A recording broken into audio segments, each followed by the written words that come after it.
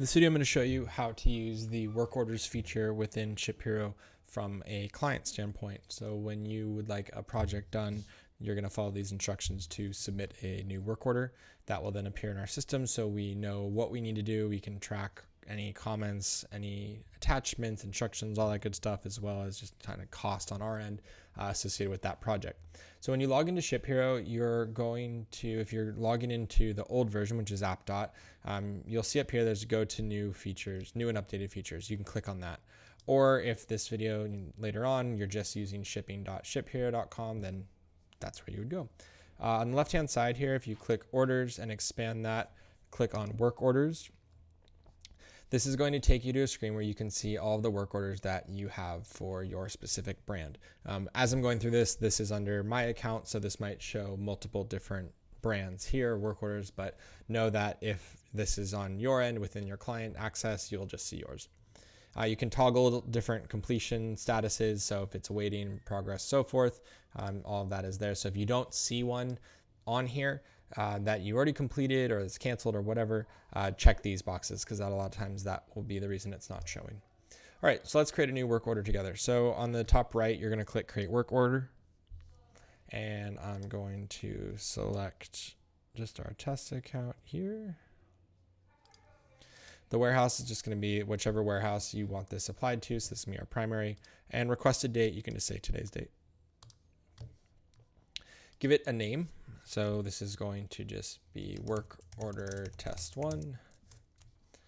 This is helpful though. So if it is an FBA order, for example, and we're doing an FBA replenishment as well as maybe some labeling needed for that, please include FBA in the title. And then if this is related to an order within ShipHero itself, it's really helpful, or a SKU, it's really helpful to add that into the order name. It just makes it easier for us to reference, especially when they're all listed out on a table. It's nice to be able to just quickly pick out the one that we need. So in this one, I'm going to say this is an FBA work order test. You won't see this on your end, so you can ignore that.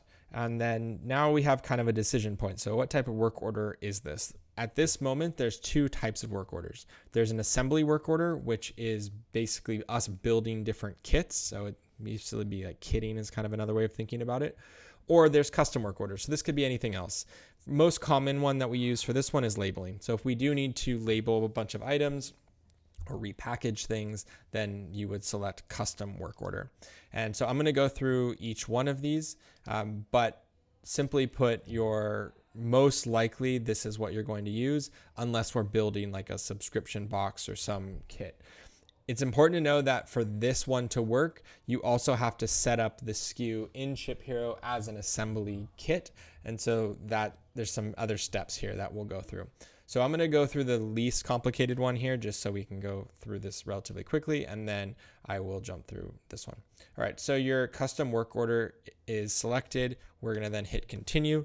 Instructions. So this is obviously pretty straightforward. There's going to be a point after this where you can add attachments, but if this is we need 100 units of SKU XYZ relabeled, please.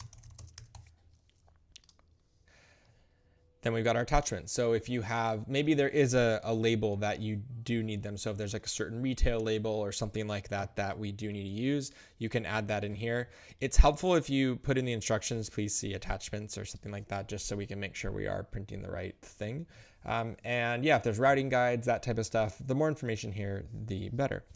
After we add that, we're going to hit create work order. This is going to say the work order is going to be in the approval process. This, because I created it, says that you will be notified as the client of it and should be ready to approve it. That doesn't happen right now. So even though this does pop up, there is no alert that is triggered. We're working with their team to change this, and hopefully if you're watching this, that has happened and you are used to getting an alert saying this is in progress or was done or something like that. But at this time, there are no active alerts. It will simply appear on our dashboard and we will see that the work order did come through. And then from there, we'll take it and reply back to you via email if we have any questions about it or anything like that. All right, we're gonna hit create work order. So you can see here now, this is our view. So you would see something very similar. If it doesn't appear in this table right away, don't worry. You can refresh your screen. Sometimes that'll make it appear. But you can see if we click into this, now we've got kind of our overview. So the name that we set, the type, where it is, the requested date, the scheduled date is something that we're going to put in on our end. And then if we have comments applied to this or status updates, we will usually add those in here. The goal is that this becomes kind of the central place for this whole project for us to work on. And then on our end, if we need to add charges for that project, that type of thing, we do that all over here. So you would see all that listed here. So at this point, if you are just creating a custom work order, like a relabel, really you're done. So this has now been submitted to us. We can take it from here. If we have any questions, then we will get back to you again via email and get more information on that. So from here, you are pretty much done, which is great. We will then go through the motions of creating stuff, marking it as done. You don't need to do anything like that. Once that is done, so I would say for now, let's just say we did it. You can see here, it now is no longer there, but if we go into completed, we'll now see it here at the top along with all the others. So that is what you do for custom work orders. Now, let's say you want to do a work order for a kitting project. The first thing that you need to do is make sure that you've set up the assembly SKU and kit for that exact project. And here's how you do that. If you've watched the video on kits, it's very, very similar to this. You are basically saying there is a parent SKU, and then within that, there's all these different components. So what I'm going to do is I'm going to say this is going to be called spring swag box and swag box test. If you have a barcode that we use for it, so if there's a UPC or something under that. So again, treat this like a real product, right? Because after we do the assembly itself, this is going to be an actual product in the warehouse that we can receive in, we can pick it, we can ship it, all that good stuff.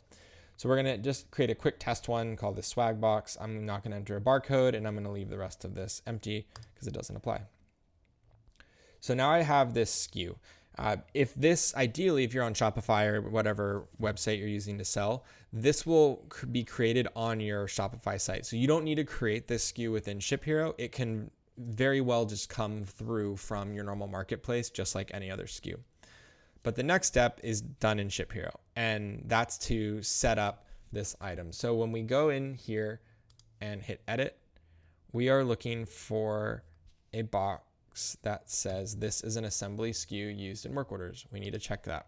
So what that does is it tells ShipHero, hey, this is something that needs to be made in order for it to be shipped, and it will have components.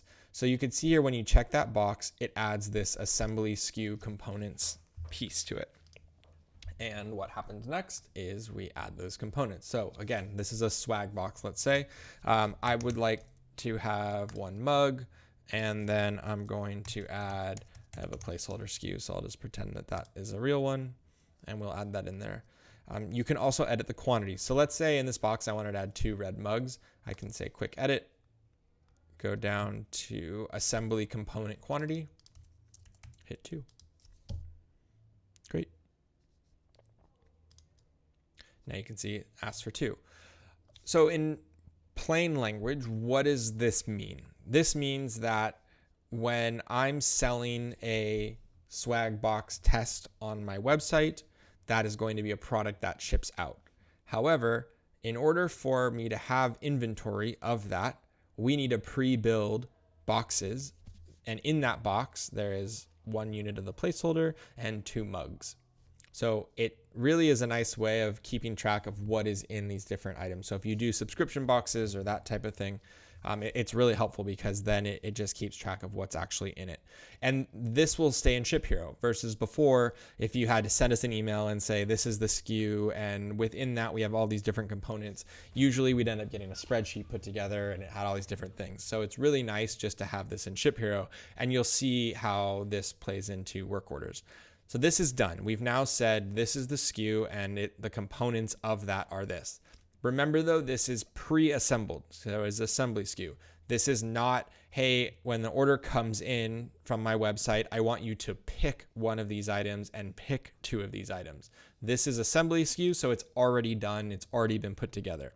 If you want it to be, as I just described, that it's picked basically on the fly when the order comes in, that would be set up as a normal kit, and we have other videos for that. But this is if we're pre-kitting a bunch of boxes and building a bunch of them ahead of time. So now that we've had that SKU and that's all set up, I'm going to copy this because I'll need this here in a second, and we are going to create a new work order. So I want the team to build 100 of these. So I'm going to go in and say create work order. And again, you would have the client automatically selected, select the warehouse, requested date can be today, and hit continue. The order name in this one, I'm going to say, let's call it Spring Swag Box Build. And then you can put the SKU. Again, that just helps kind of if you need to search for these in the future.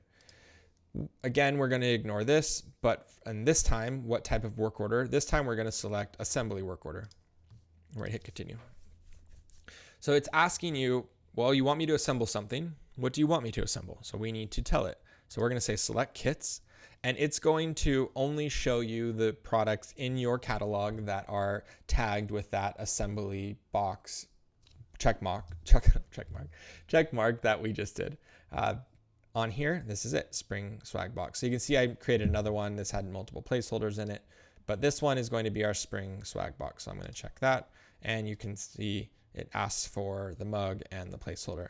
And this tells you how many we have on hand, which is really helpful. So I said I wanted to create 100 of these. Let's say I wanted to create 200. Well, this would tell me that I can't do that because I don't have enough to actually create 200. I can only make a maximum of 155. Actually, even less than that because we have 2 items of the mug in there. So technically, I'm not going to be able to make 100 of these because I would need 200 there. So we're going to hit select. You can see here now you've got configuration. So if there's other little instructions here, you can add that in if you'd like. And then over here, you're telling us how many we want to create. Like I just mentioned, I realize I'm not going to be able to make 200, but let's say if I said 200, it's still going to let me, but you can see here it shows that I don't have enough on hand. So that's going to set us up for failure. Although if maybe you have an inbound shipment for these and this is going to replenish and you know that, then you could still put this in for the higher amount that we have on hand. You just need to know that we're not going to be able to do it until we have enough. So I'm going to leave this at 100. And again, you can confirm here. I'm going to hit continue. And packing details, we can put instructions, and assembly details. You can add more information here as well. We're going to hit continue. Attachments, same as before. If you have it, please add it. And you know about that window. All right, you can see that now this is in here. Just to give you an idea, this is now what we see on our end. So on our end, it says, okay, we need to establish a staging area for this. We need to figure out where we're picking these components. Because it automatically knows that we should have 2 red mugs. We want 200 total kits made. There's 2 mugs per kit, so it tells us we need to pick twice that, which would be 400. So it's really nice because you don't have to do all this. Once it's set up, all the specifications of this are set within ShipHero itself. And this is also really helpful for lot tracking so that if we have components that are within this kit that have lots, you'll see that tracking will then be present on here so that when we ship out this swag box and if you wanted a lot code assigned to it, you could tell us that. Then you could look up that same lot code, find the work order for it, and then see what components are in there. So if you do want to do that, it's important to put the lot code you want to use in the order name. That way, when you want to search for that lot code in the future, you can do that on the work orders page and it'll automatically pull up the associated lot. I'm not going to go into this page in depth because you don't need to know a lot about this. It's really just so you have visibility. This is on our end. So on your side, you would still see that the item is in progress and we're working on the kits. If we have questions, just like always, we'll come back to you and ask, hey, can you give us clarification on this? Or, hey, here's a photo of one made. Are you good with this and how it looks? That type of thing. So at this point, you are all done with the work order from your end for the assembly side. Once that work order is complete, you'll see all the status here, if it's picking, if it's in progress, if it's done, all that good stuff is right here. So that is how you use work orders. Again, it's a slight difference from what we used to use before, but the idea here is that everything is in ShipHero, and so we want it all in one central place.